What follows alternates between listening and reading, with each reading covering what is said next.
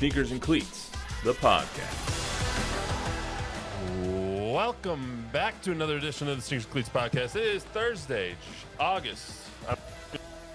This is episode 219. What a day, what a time to be alive in the city of San Antonio. Chuck, how are you besides hungry? Yes, but I'm enjoying Bazooka Joe bubblegum. Something I haven't had in a long time. You should revisit it because it tastes just like I did when I was a kid. Yeah, but the flavor goes away in about 5 minutes. That's okay. That's the way I remember it being. Therefore, you keep popping the stuff in your mouth and you have to go buy more. Mission accomplished. Thank you, Bazooka Joe. Couldn't you like 500 Bazooka Joe wrappers and get like Probably a kazoo or something. Yes. You're also the only person that I've ever seen throw away an entire bag of beef jerky just because they saw something that they didn't like. Dude, and I smelled it too, so it was like, no, I do not need to end my day with even one chance of that going the wrong way, if you know what I mean. We'll just steer right away from that one. All right, well, exciting day in San Antonio for pretty much everybody who cares about the existence of downtown and in the future of downtown San Antonio. There's two huge votes going on today. One has already happened. One is going to happen momentarily. If you see me looking down, it's because I'm looking for an update on the latest vote, which is likely to go in favor of those advancing the term sheet between the Spurs and the city and county. Subscribe to the YouTube channel, both News 4, Fox SA. Download, rate, review the podcast, wherever you get your podcasts. It helps us out a lot, especially this time of year going into football season, and basketball season will be right around the corner, even though I feel like we never stop talking about the Spurs nowadays. Our only topic for today is Project Marvel in the Spurs arena, because that's, frankly, all anyone is talking about in the city of San Antonio and the surrounding areas. So we're going to talk all about that, but I want to start, as we usually do, with area code 219. I want you to take 10 seconds and give it to me. I'll give you a hint, too. Okay. I'm going to need many hints. I'll give you one hint. You're going to be there week 2 of the college football season. South Bend, Indiana? Close. It's okay. Right next to there. Okay. Northern Indiana is the 219 area code. I should know that. I should actually know that because I have many cousins in that area, and I do believe now that you've said that, looking at my phone from time to time, which I'm prone to do, that I do get a call or a text from the 219 area code.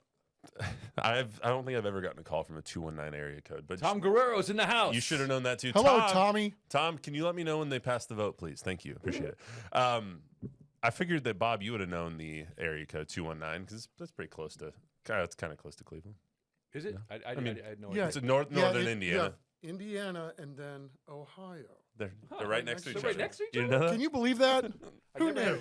Never had a reason to leave Ohio. One other shout out I want to give is to a guy named Cody who tagged me on Twitter and got the joke or saw my face when you said "open up wide," coming down your throat last podcast, and I couldn't say that's what she said because we were right in the middle of a serious conversation. But thank you for catching my drift there, my friend, because I looked right at Bob and I said. And then I saw Javi over there cracking up, and I'm trying to keep this PG for the general audience. You said it. I couldn't stop. Anyway, Okay. For all the people who are listening, I'm sorry that I had to bring that up, but I really had to because it made my day yesterday to see somebody screenshot my face after you said that and tag me on Twitter. It was hilarious. Anyway, so Project Marvel. A lot of stuff has happened today. Start at the end, and then we'll go to the beginning. The City Council they had like 4 hours of public comment. There's 108 people signed up, 15 or so didn't show up. They took a recess, and then as soon as they came back from recess, they took a vote. They didn't even open up council discussion for the mayor's resolution. They just went right to the vote for the mayor's resolution. And it didn't seem like there was much debate about that. So that might have been pre-planned, and there's some speculation as to why the mayor seemingly gave up a little bit, because she came out, she said thanks to Peter Holt for coming in person and asking for this money and not sending one of his lackeys to do it for him. And then they went to a vote, and her resolution to put a strategic pause on Project Marvel, a strategic pause on the Spurs arena discussion, failed 7-4, which is pretty much how we anticipated it going anyway. So Now they're doing their council discussion, and for people who don't know how city council goes, usually each council person will get 10 minutes on a specific topic.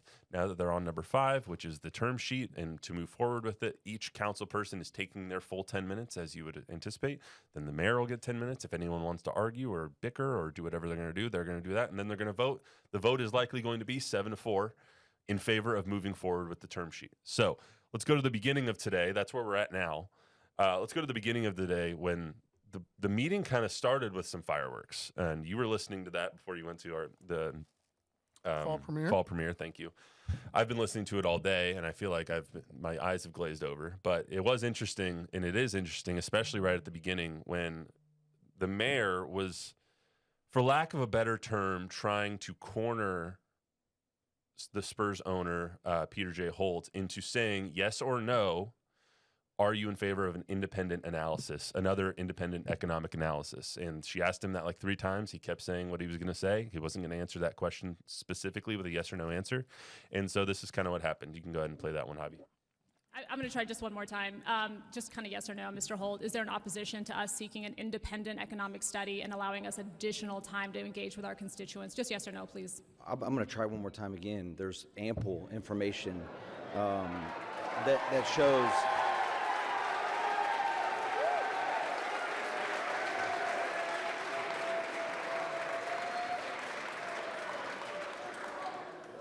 This city deserves.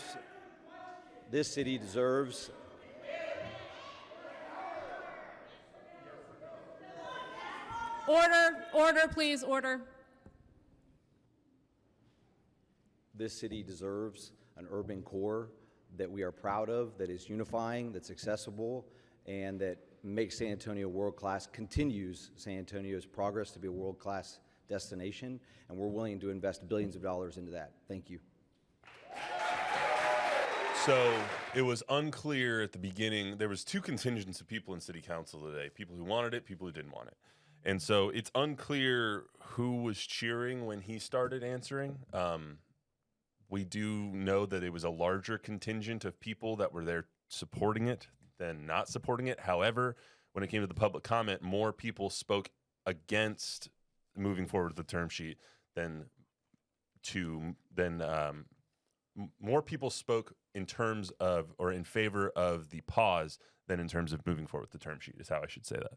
So I thought that was interesting because that was like right off the jump. That was like part of the opening script, as you will, in football. Like she came out and that was one of her plays at the beginning. She wanted to call up Peter Holt, and it was a kind of against procedure there at first.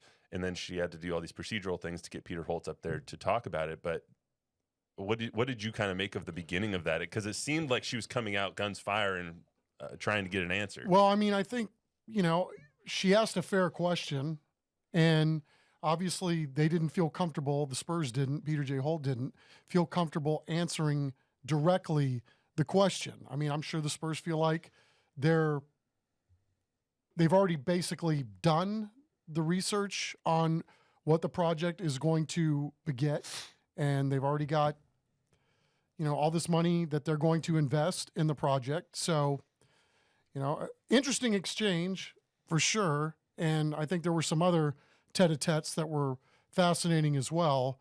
It's very, very weird how we're getting this down the road, right? I mean, you would expect people to have an opinion on this at this point, and whether or not people's opinion will be swayed. And we're going to assume that this is going to actually end up on a ballot, at least the first part of it, in November. It is going to be on a ballot in November.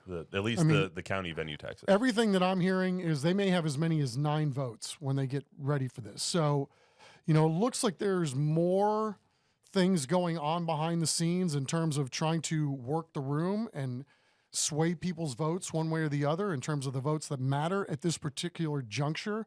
So I'm curious to see how the vote ends up playing out, because I think it sure feels like there's a sense that the city council members that are currently elected, and that group is getting wider and that group is getting bigger in opposition to the mayor, if that makes any sense. Yeah, that makes sense. And There was some weird things that happened. After that happened, you go right to the public comment. And there was 108 people signed up to speak. There were some repeats. So let's just say give or take 100 people that signed up to speak. One of them, Sean Elliott. I mean, there was Peter Holtz. There was Jenny Carnes, one of our favorite people in all of San Antonio, the head of San Antonio sports. You had the head of the Chamber of Commerce. You had the Latino Chamber of Commerce. You had just so many people, and then random citizens. And we'll hear from one of them here in a second. There was just so many people that came to speak. And one really weird moment that kind of rubbed me the wrong way is there's this contingent of people called Cops Metro, which is a lot of community organizations that are led by Father Jimmy. I'm going to get his name wrong. Jim Drennan, I believe, is what his name is. Who are against Project Marvel, against public funds going to private development. And so, even though that's not necessarily what this is, but let's just say it is. When Gina and the mayor did her press conference the other day, Cops Metro was up there with her. So was Jalen McKee Rodriguez, who is a sitting councilman, but is on paternity leave for his child. Congratulations to him and his husband. They were up there with her, and then Drennan and his contingent of Cops Metro people were 36, 37, 38, and 39 on the on the list of public speakers.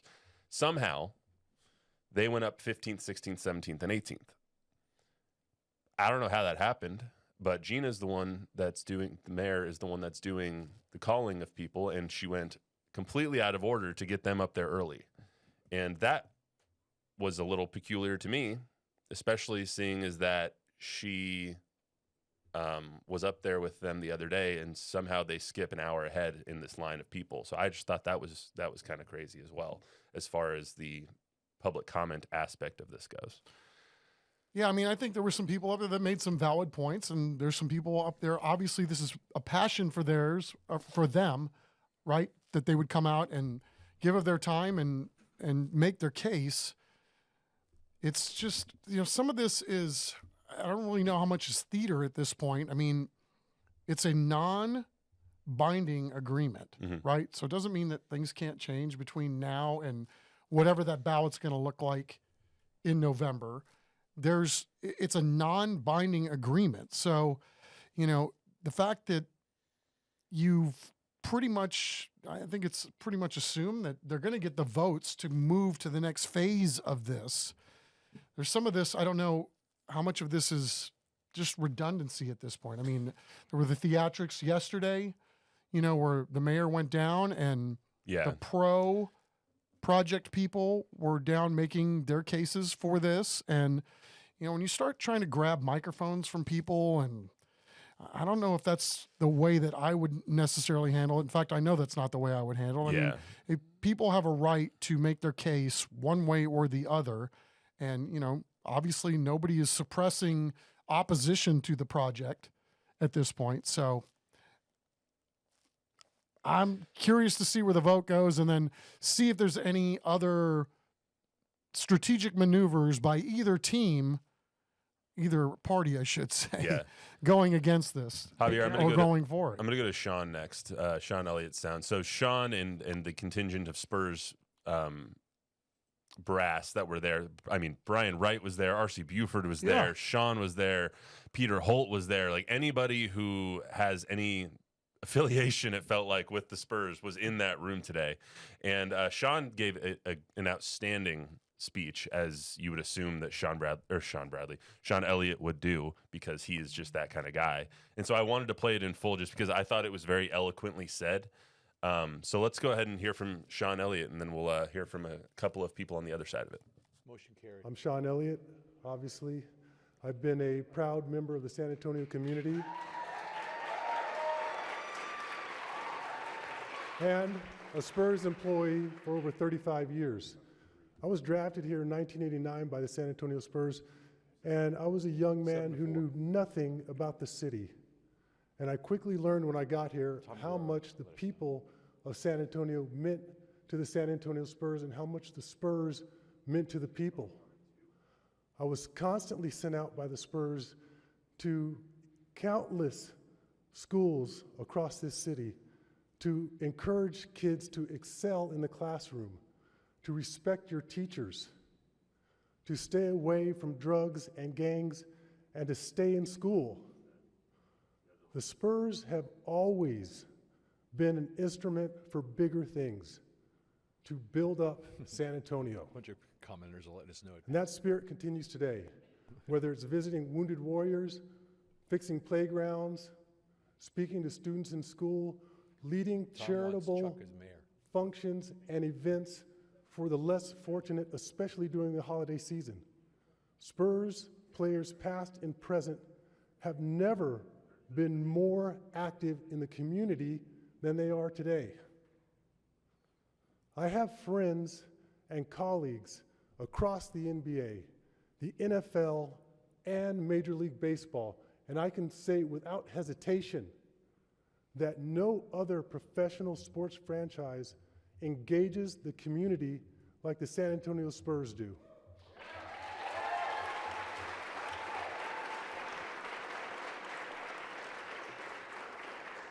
The impact is immeasurable.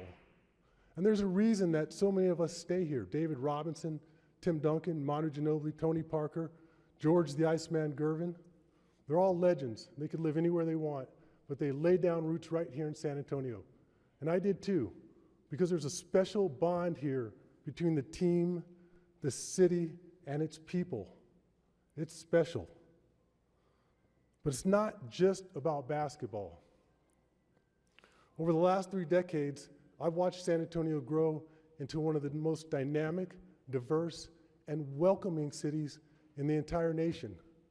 From our military presence, to our thriving small businesses, to our incredibly rich cultural traditions like Fiesta that make us so unique. We are a city on the rise. We saw that earlier with our culinary chefs. This gives us a chance to really soar. And that's why Project Marvel matters. It's more than just a new arena. It's an investment in our city's future. It will help San Antonio step out of the shadows of other Texas cities and assume its rightful place as the #1 city in Texas.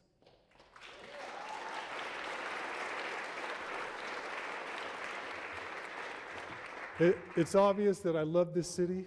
I'm sorry for taking so much of your time, boss. But I built my life here. I want to see it continue to grow and thrive for many generations to come. Project Marvel can make that happen. So thank you for all of your time, and thank you for believing in San Antonio. All right, so that was Sean Elliott speaking today at City Council. Breaking news that just happened while we were listening to that soundbite. 7-4 is the final vote. Wow. So just kind of along, not along party lines, but along the lines of exactly how we thought this was going to go coming into the day. 7 final vote to advance with the term sheet as it is currently constructed. It allows Eric Walsh, the city manager, to continue on negotiating a further contract and more specifics with the San Antonio Spurs. And now we all kind of look forward to the November election, which is where the voters will have a chance to have their say on exactly what the terms of this deal are by voting for the increase in the venue tax at the county level. So thoughts? Yeah. So looks like it's going to be a 2-part thing, right? We're going to have one ask in the fall and one that's been moved to the spring, although that initially was going to be boom, boom. You went into the polls in November, and then they decided to split them up, which I think was probably the right move and the smart move if you're the Spurs and you're going to the public for a couple of different asks on this one. So now that the term sheet is approved, we got this information directly from City Manager Eric Walsh yesterday. The attention now shifts towards negotiating binding agreements with the Spurs in a somewhat piecemeal fashion.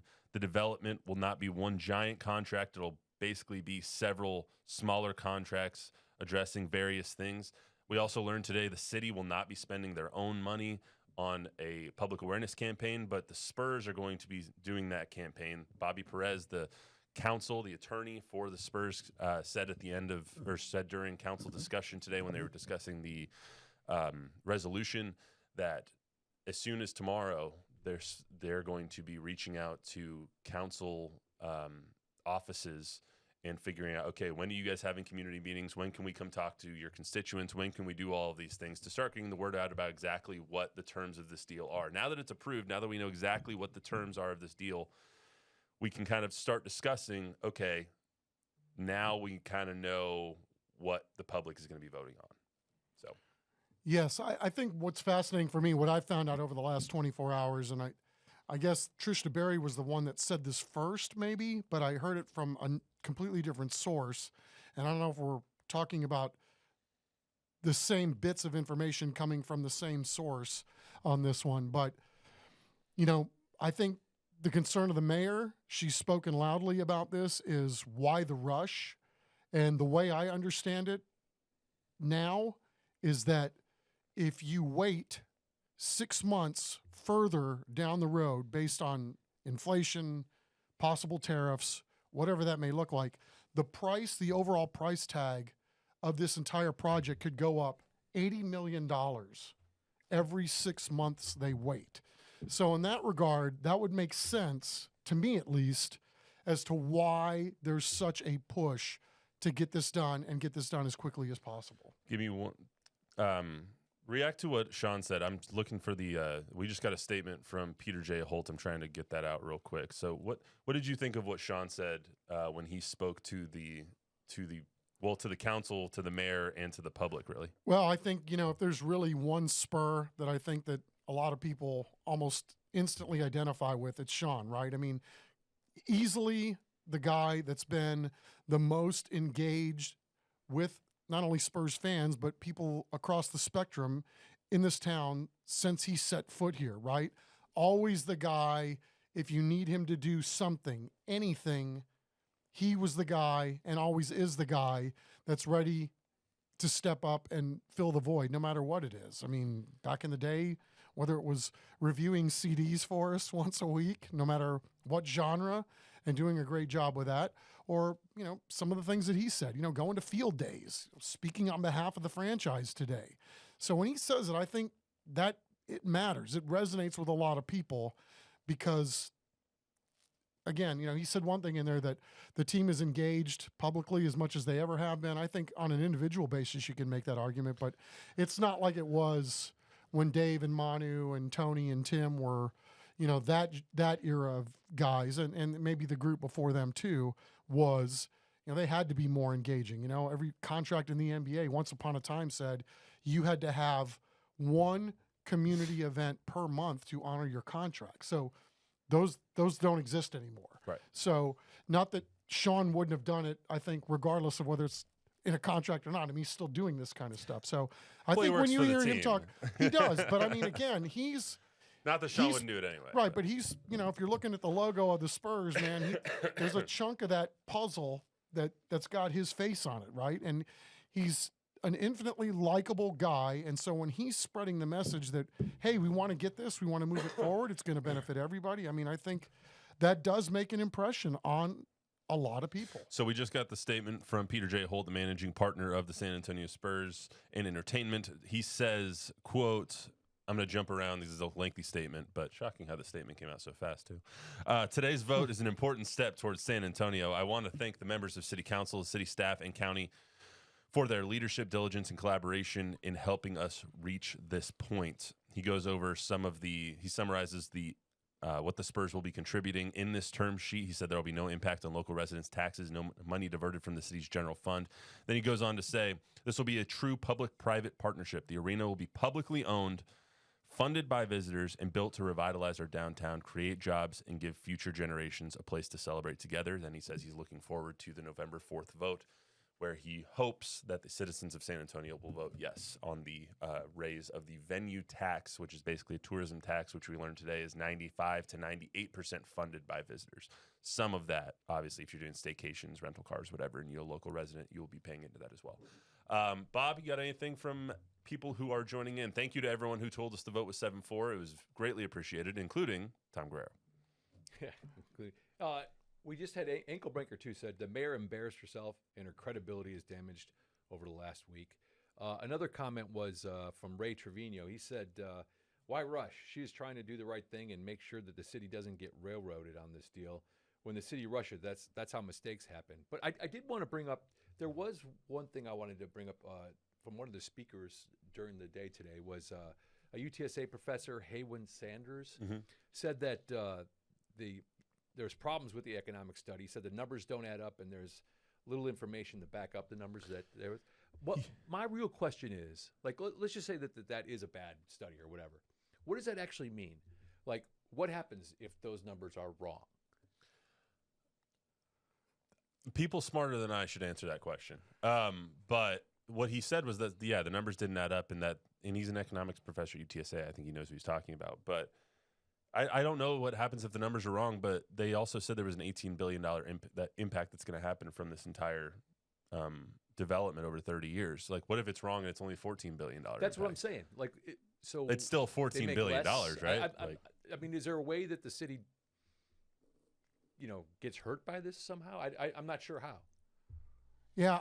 I mean, that's a really multi-layered question, right? Because there's really no way to project 100%, right? Accuracy-wise. It's a projection. It's just a projection. Right. 100%. There's no way to know exactly how it's going to be. And if they did an independent, the argument was like, what I heard from a lot of people that were pro Spurs and pro term sheet today was, if you get another independent study and it costs $250,000 to $500,000 and takes another 6 to 12 weeks, you're not going to have this until after the term sheet's done, or after the November vote anyway, probably. And what if it comes back and it's exactly the same? Then you have more numbers that are exactly the same. We don't know if that would be the case, but yeah, I don't know. I don't know the answer to that question. We should probably do a story on that. Yeah, I mean, it's, and I'm sure we will. That's the kind of the beauty of this going forward now that it is public and we're going to get to go vote. I mean, there are a lot of questions, right? Like, what happens if the Spurs take out these huge loans and have a hard time paying these loans back because of what you guys said? The numbers change, tariffs go up, inflation soars, whatever the case may be, right? There's so many targets on this as we speak, but at least in some regards, each individual in this city is going to have a chance to speak his mind or her mind one way or the other, pro or against. And I think, there's so many fascinating things to me about this whole endeavor as it's unfolded in front of the public, because this is about as hot of a potato as I can ever remember in this town over one particular item. And maybe this is the thing that really gets people into the process of going out and voting every time there's a vote to be cast one way or the other, whether you're 100% sure about a topic or another. I mean, the fact that we only had 150,000 people vote in the mayoral election when we have 1.9 million people in Bexar County, there's a lot to this, and I hope maybe this in some way, shape, or form is the driving force to get people to participate more in how their city works. Yeah. And this is a golden opportunity to do that. If this is the thing that gets us all off our rear ends and gets us into the process of how things work, I mean, I don't know that I've ever listened to more of these kinds of debates than I have in the last couple of months. Yeah. And it's all right there. You can go to any .gov and get it. And so, I don't know. I think there's a lot of good that can come out of this one way or the other. Whatever way you think about this certain situation, and we all have our opinions on it, and whether they need a new arena or whether they don't, the best thing you can do is to be informed and to go seek out the information. A lot of times there's people that just want the information given to them, and there's people that don't want to give you some of the information, but I guarantee you that the information is out there. You can find it if you want the information. How much is this going to cost the city? What revenue streams is that going to come from? How's it going to be paid off? When's it going to be paid off? All of those things you can find information on. And so if you want that info, get it before November 4th and then go to the polls. And if you feel strongly enough about this issue, you shouldn't have any problem going to the polls and voting, either registering to vote early or voting on November 4th on Election Day. So, I mean, municipal elections are historically low turnout. I mean, everywhere. Municipal elections, especially if it's not a general election year, historically low turnout, and even midterm elections, historically low turnouts. But if you feel strongly about this, go vote on November 4th or early vote, either way. Couldn't have said it better, my friend. There was a lot of people today who said that they were confused and they didn't like how this was playing out. And there are no of the confusion and the vitriol between some of the council members and the mayor. This is what one of them said. Her name is Nadia Miranda Colgrove. She's a San Antonio resident. Let's hear from her. My no vote is not voting no for the Spurs. It's because this process has been compromised for me. My councilwoman has not asked myself, my neighbors, or her constituency. Let's have a public discourse, not to persuade me, but to ask what are my questions, my concerns, and even praises. So, I love the Spurs. Each one of you, I've told you my vote is no. Each one of you in your seats and your constituency, you have no votes right now. So, when the vote comes in November, if there's even one additional no vote, what is going to happen? So I asked you before you vote right now, an examination of conscience to say, what time and energy have I done to my constituency to move a no to a yes? Thank you. And that was a reaction of a lot of people. I mean, a lot of people felt they haven't been heard yet, and I can't tell them they're wrong because there was community meetings before this term sheet came out. There was no community meetings after the term sheet came out because it came out on Monday and we're on Thursday. So there's no time. And that's what a lot of people were saying coming into this is why don't we just put this off a little bit? But when you heard from Eric Walsh today, he was like, we're actually already behind because we said we were going to have this out in July and we're in August, which is why we want everyone to have the information. We're only 75 days away from Election Day anyway. So they wanted all this information out. This is non-binding. It doesn't have to be exactly what this says. So Everyone was like, okay, let's just get the information out there and make it so this is what we've agreed to. And now everyone can make their judgments one way or the other. So that's another beauty of this to me, right? So now it's done. Now it's moving forward. We're on to the next phase.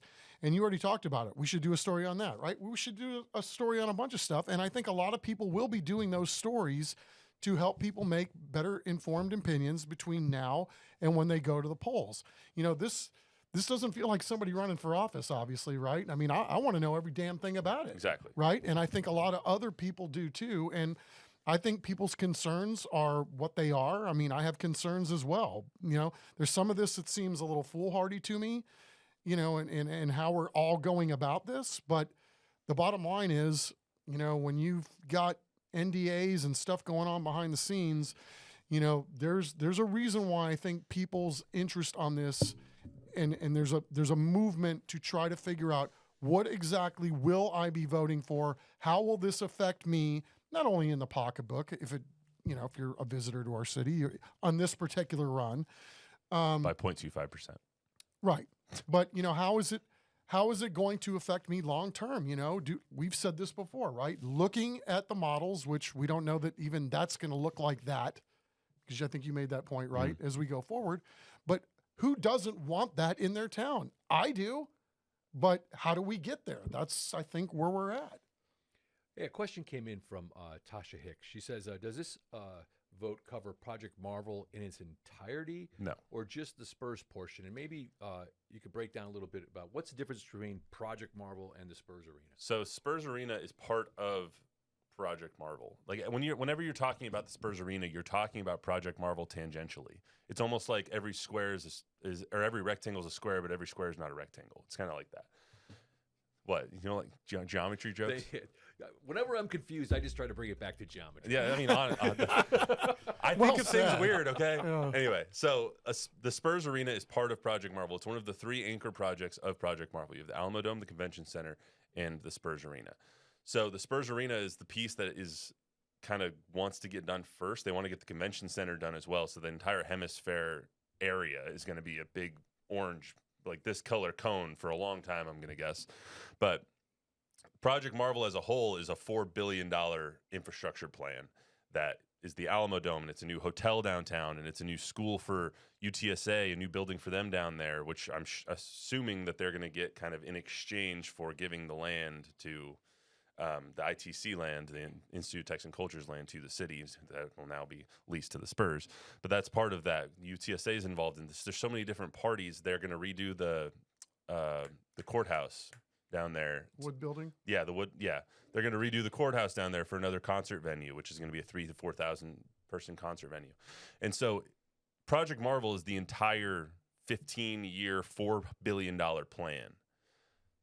The arena is just a small portion of that. It's one of the projects within the giant master project.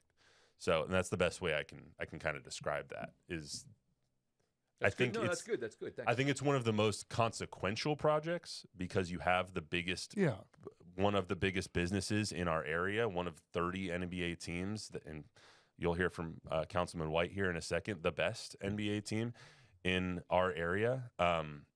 And they're the ones that give so much back to the community, and they're the ones that kind of want to move downtown, and you have the biggest draw in that area, I would argue, 41 times a year. Hopefully more if they get into the playoffs. But Amen. That's like why everyone's focused on that. I don't think once they start talking about redoing the convention center or expanding the convention center or building the new hotel downtown, which is going to be private equity, you're not going to see 108 people signed up. You're going to see 108 people for building a new arena for downtown, or a new downtown arena for a billionaire organization. You're not going to see it for the city trying to expand their convention center.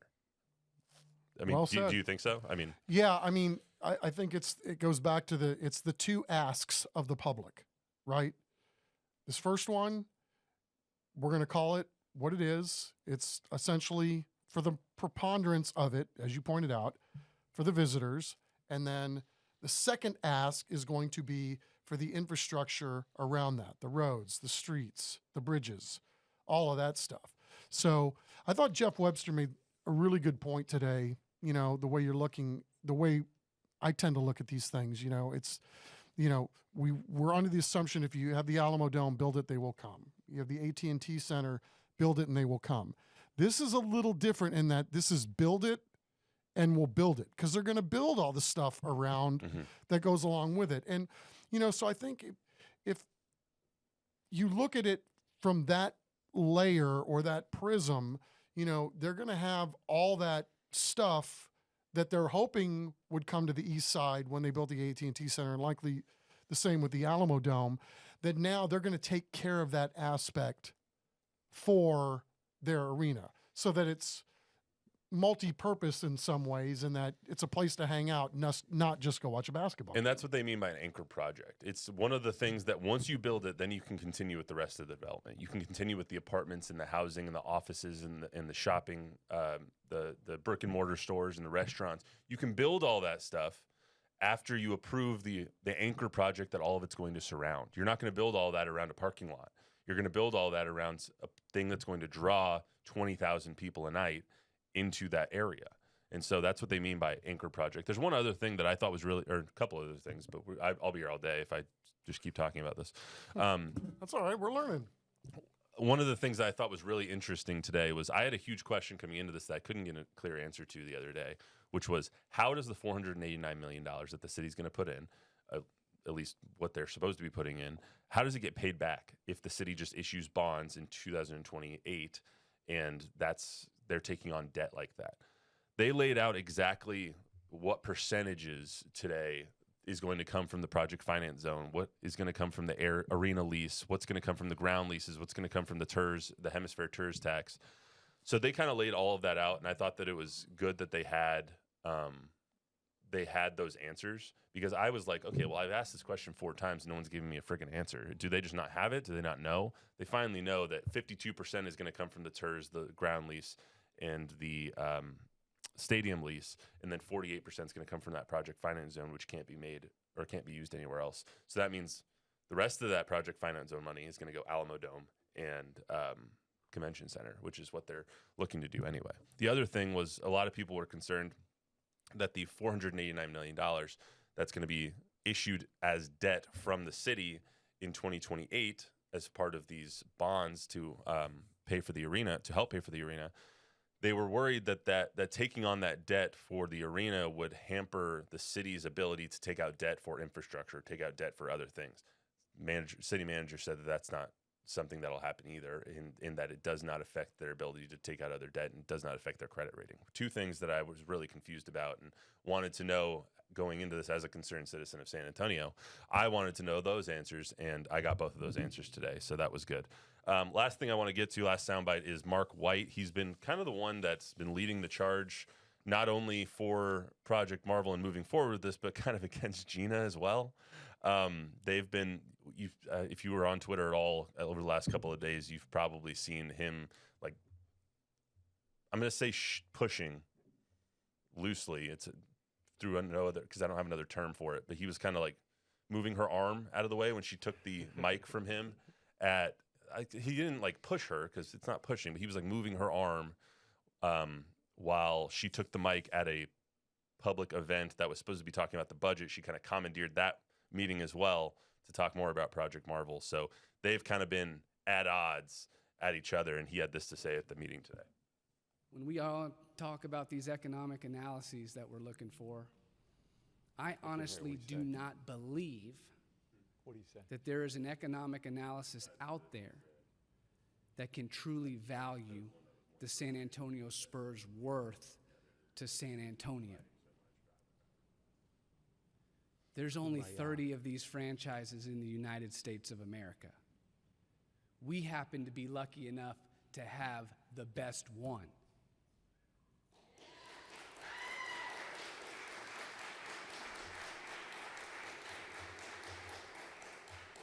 This is a team, this is an organization that wins on the court, they win off the court, and they help San Antonio win in so many areas off the court. And in this particular negotiation, what I've seen over the past couple of years is they have acted in good faith and as a partner in this process. And there's no better evidence of that than when we look at, who's paying for what percentage of this project, that the Spurs are in it for over 50% of this deal. You've lived here longer than I. How do you quantify what the Spurs mean, both economically and socially, to the city of San Antonio?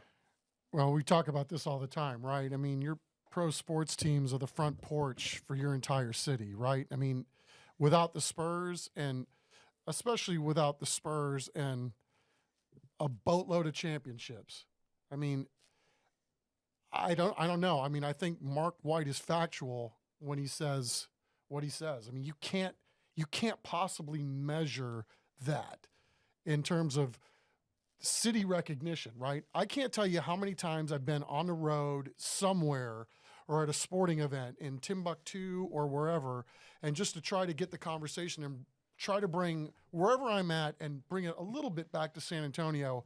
And no matter who you ask, what do you think when you think of San Antonio? Almost 100% of the time it's, oh, the Spurs, of course. Mm-hmm. And then they'll start naming players or whatever. I mean, it's not measurable. He's right, and I don't know where this all stands in terms of where they're thinking about long-term or what's the next move going to be. Obviously, they're going to have to look at all their options. If either one of these two asks don't come to fruition for them. But I honestly don't even know how to answer your question, my friend. I really don't. Well, I don't know if there is an answer. I don't know if you can quantify. I think he's right. I don't know if you can quantify what the Spurs have meant to San Antonio. Economically, I'm sure you could figure that out. People much smarter than me can figure that out. I bring up geometry and get yelled at. Yeah. So I mean, and I think, I think to them, By the way, she thanked you for that. Oh, by the way, and I've told this story before too. Man, when I was a kid living here, San Antonio and Phoenix were the same town. San Antonio was here, Austin was here. Look what's happened in my lifetime. I mean, Phoenix is on a whole nother wavelength in terms of business, growth, not necessarily with people, because we're obviously growing in that regard. But Well, the Spurs in this regard are fighting a lot of monsters, and they're fighting a lot of what hasn't occurred here over the decades. And it's all kind of coming to head in one fail swoop. So, in that regard, I feel bad for him because this, in a lot of ways, it's not a fair fight because of what hasn't occurred here. We had AT&T here. They leave. I could go through. We've got some things that are, obviously, it's not completely barren, but by tech medical, military. Austin, we have, Austin doing what it's doing. And, I think somebody pointed this out, though. Austin has done just fine. And how many major sports do they have in their town right now? The University of Texas. Well, they have that, of course, right?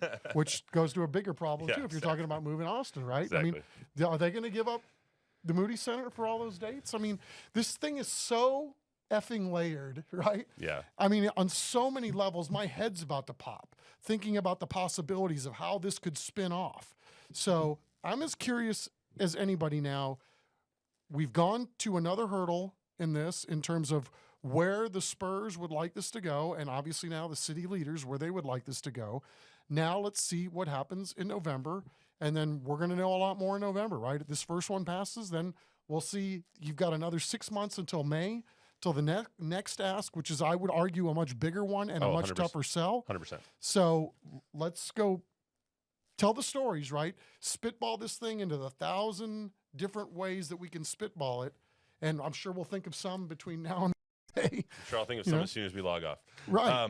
Two things I want to get to, or two things I just want to say before we get out of here. One, this is the shortest rundown I've ever had, and this is the longest podcast we've done in a month. So sorry, but other thing I wanted to say was I just saw on Twitter, apparently at the end of the council session, the mayor floated the idea of this 400. Right now, the bonds that this $489 million is going to come from there's no vote necessary for that except for city council votes. It doesn't have to go to the public, doesn't have to go to voters. She is now saying, I want that to go to voters. And now the rest of the council is like, that's not legal. So this fight is far from over, is all I'm trying to say. Is there's so many other things that are going to happen over the next few months that those bonds won't be issued until 2028. So you're going to keep hearing Spurs Arena, Project Marvel for the next few years. And whether that's good or bad. But right now, where we sit, November 4th, you're going to get to cast your vote if you are a Bexar County resident, whether the venue tax is raised by 0.25% to raise another $150 million that will all go to the Spurs for their new arena, in theory, if you vote yes on that. Anybody else, Bob, before we get out of here? I just want to shout out to all the good people in the 219. As do I. We'll be there soon. Do you want to give a quick comment on Joe Flacco? Or? Well, wait, what? Just because he's a starter? Yeah. Why are you going to throw something at me? I don't know. I think so. Let's talk about Joe Flacco for a second. No, all right? I was just kidding. So it's they'll probably be at best 3-3 after the first 6 games, right? And most probably more like 2-6.